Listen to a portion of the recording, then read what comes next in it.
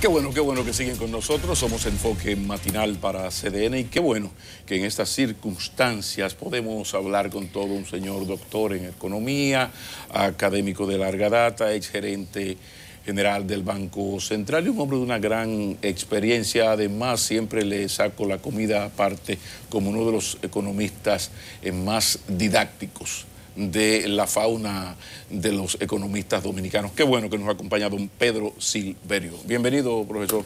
Gracias. El profesor es de verdad, porque hay un político que dañó lo de profesor y se le dice profesor a todo el mundo. No, ese es maestro, profesor de verdad. Bienvenido, Pedro Silverio. Muchas gracias. Buen día. Bienvenido a Enfoque Matinal. Gracias. El briefing solicitado desde ya, ¿cómo está la economía dominicana y qué tan vulnerable es la economía dominicana en el momento actual y a corto plazo, profesor?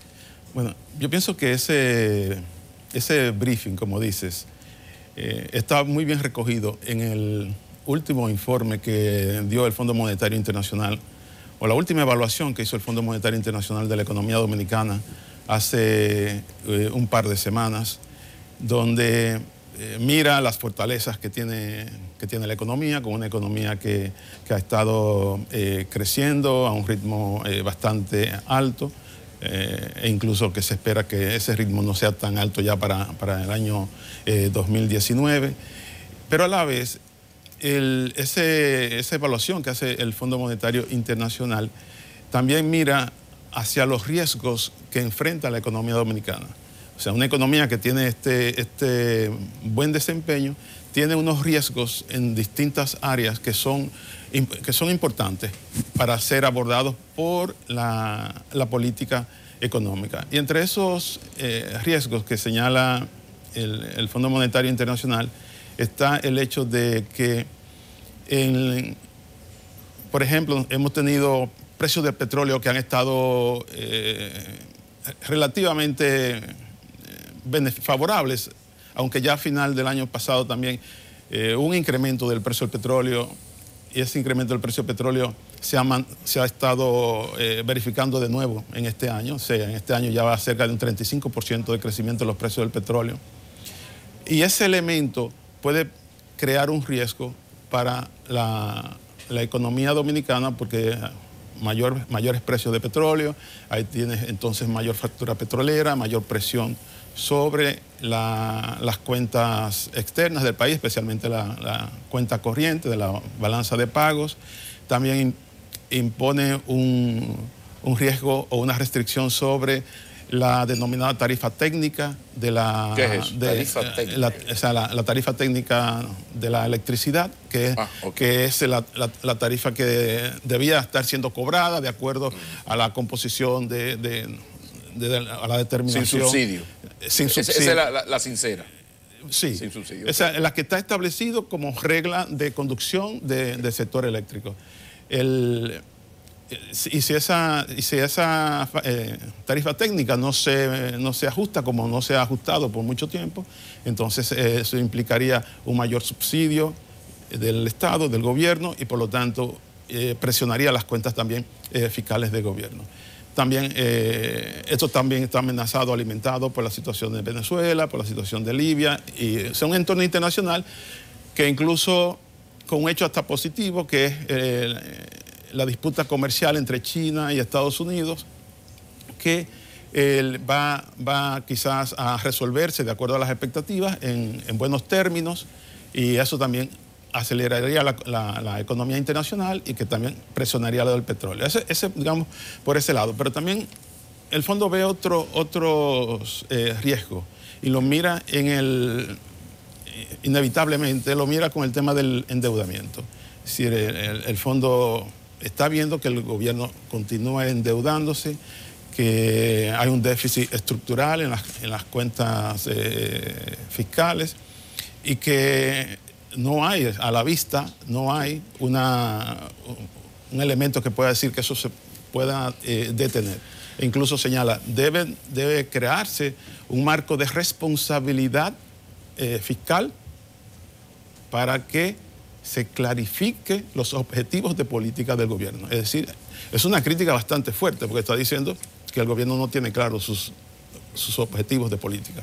O sea, ¿qué tan cerca o lejos de las críticas de la oposición en ese tema está el informe del fondo con la oposición política? Porque usted habla con algunos economistas de la oposición y el país se cierra mañana a las 7:30.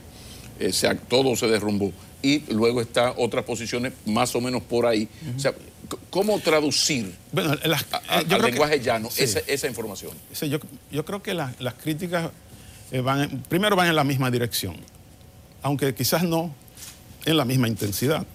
Okay. Porque cuando se incluye el elemento ya político, ya se introduce, ¿verdad?, una distorsión. Un elemento ahí de mayor presión, por un lado, pero también cuando tú miras la crítica del Fondo Monetario Internacional, tú sabes que es la menor crítica posible o la mayor crítica posible que se le puede hacer por eso pido la lectura desde el punto... Por eso pido la lectura del técnico, sí, que me puede medio traducir, sí, porque estos organismos dicen una cosa ahí que uno no entiende mucho.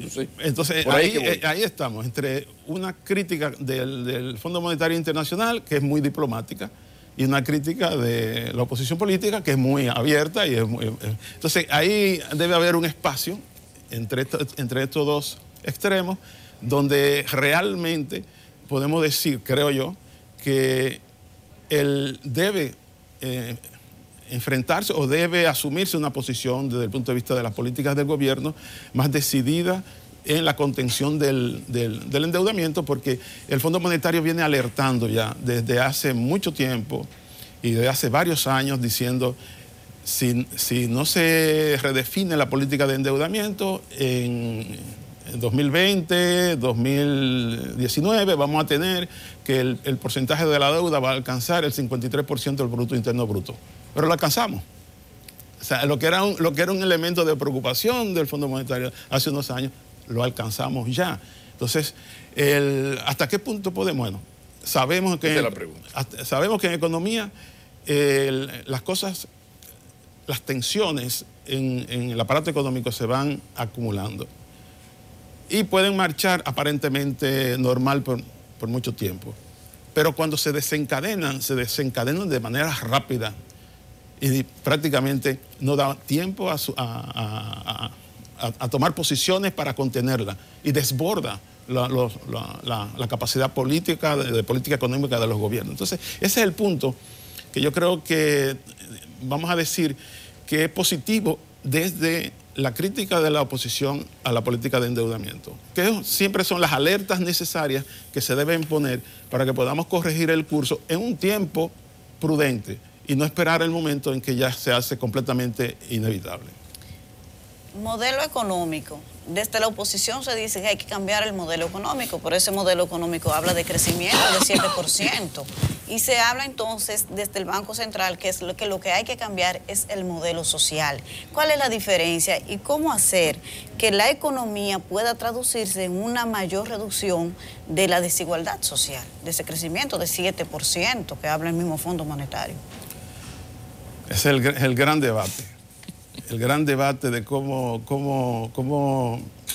traducir crecimiento en progreso, en desarrollo. Eso es un debate en la teoría económica, es un debate en la política, en lo social, porque es que lo comprende todo.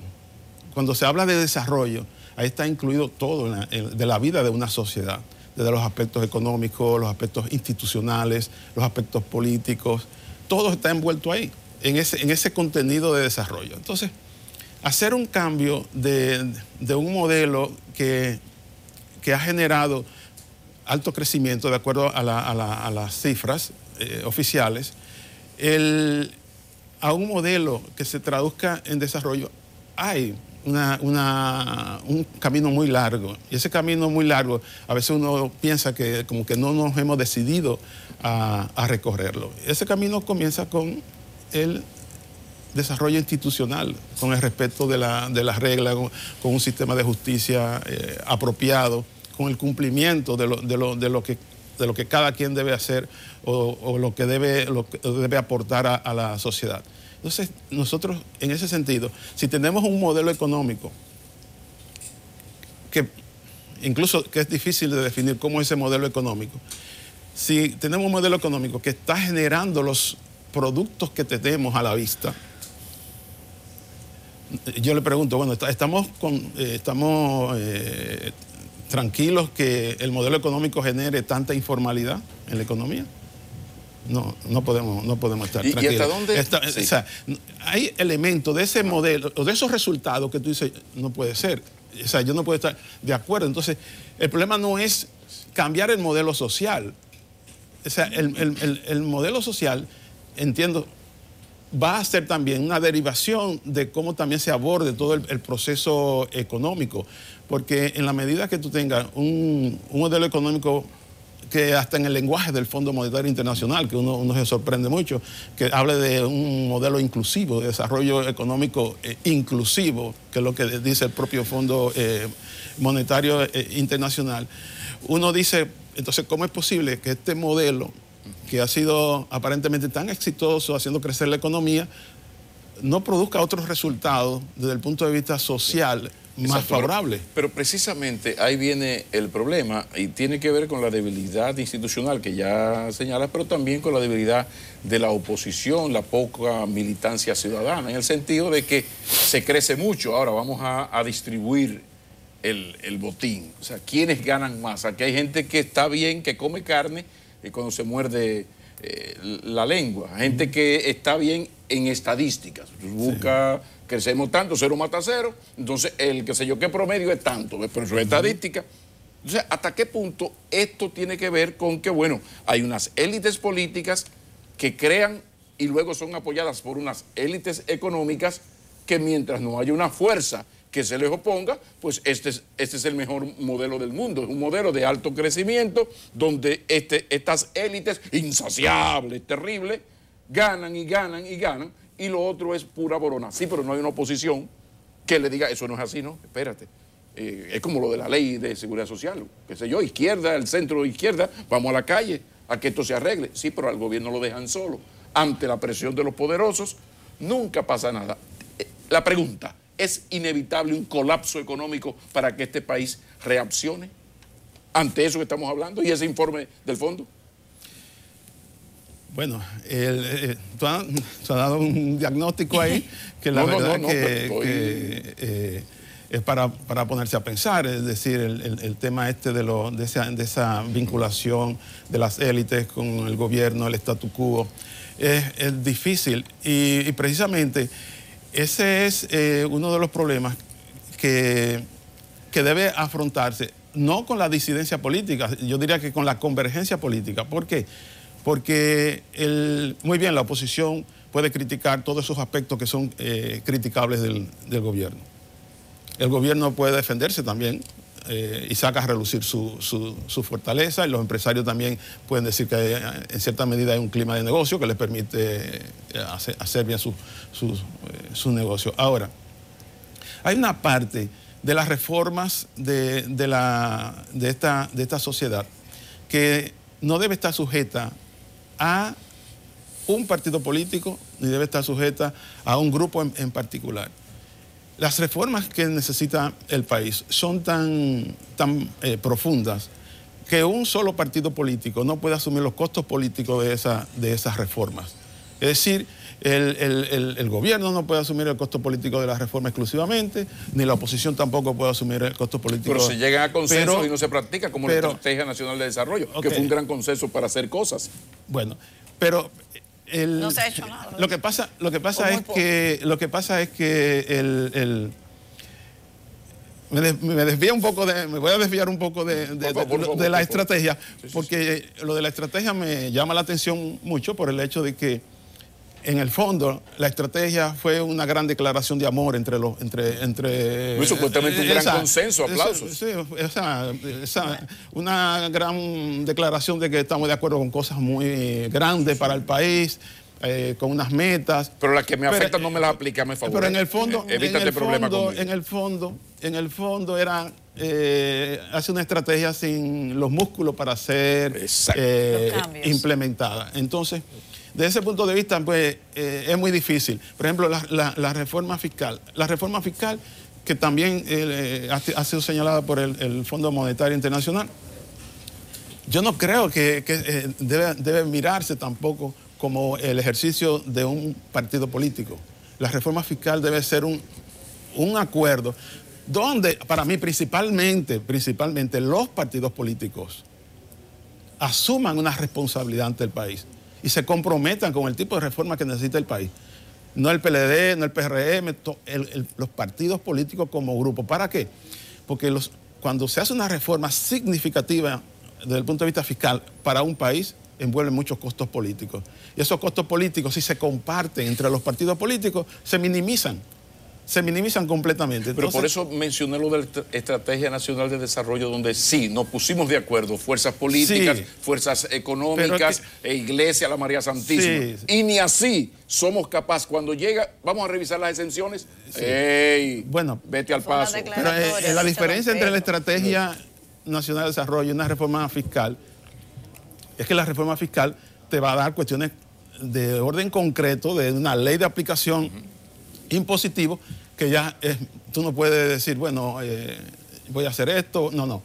Ya la ley está ahí. En la Estrategia Nacional de Desarrollo hay muchas cosas inspiracionales. O sea, hay muchas cosas que, bueno, aspiramos a un país desarrollado 2030 con tal y tal condiciones. Pero hay metas, pero no hay metas y no se cumplen y se mira para otro lado. Se afectan intereses. Claro que hay metas y hay mandatos. Hay mandatos. Esa estrategia demanda una reforma fiscal. Por ejemplo, le iba a preguntar sobre eso. Una reforma fiscal. Desde el 2012 al 2013, no se hace una reforma fiscal. ¿Qué tanto tiempo más soportaría la economía sin esa reforma fiscal que uno escucha mucho a los economistas decir que se necesita? Bueno, es que en el 2012 o 2013 no hubo una reforma fiscal. Y probablemente nosotros no hemos tenido en los últimos 20 años una reforma fiscal. Aumento de... Nosotros hemos tenido reformas tributarias. Hemos tenido cambios de impuestos. Cuando ya se habla de una reforma fiscal, se debe conjugar la política de gastos con la política de impuestos. Y nosotros hasta ahora lo que hemos conjugado muy bien, el verbo impuestos. El verbo imponer. Volvemos a lo mismo. Sin gran crisis económica no hay posibilidad de una reforma fiscal. Por esa parte que acaba usted de señalar. Lo de la reforma fiscal implica la calidad y transparencia del gasto. Entonces, yo huyo y me quedo en lo tributario. Bueno, ya tú me pusiste con la espalda en la pared. No, pregunta, profesor. Yo no quería parecer pesimista. No. Porque usted es un optimista aterrizado. Curado. Optimista aterrizado.